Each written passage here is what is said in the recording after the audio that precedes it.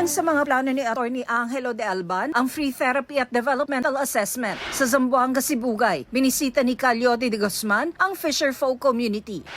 Idinetalya naman doon ni Luke Espiritu ang kanyang senatorial journey.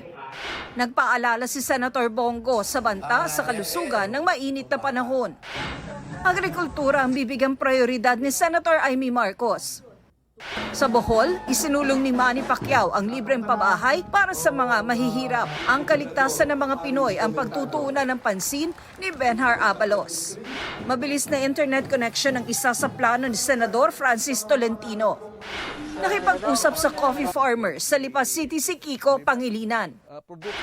Pagpapaunlad ng lokal na agrikultura ang isinulong ni Danilo Ramos. Kinumusta ni Ronel Arambulo ang mga nagtitinda sa Lipunan Public Market. Nakaisa sa Kabute Festival sa Cavite si Senator Ramon Bong Revilla. Kabuhayan na trabaho ang isinusulong ni Congresswoman Camille Villar. Iginiit ni Bam Aquino ang food security at national security.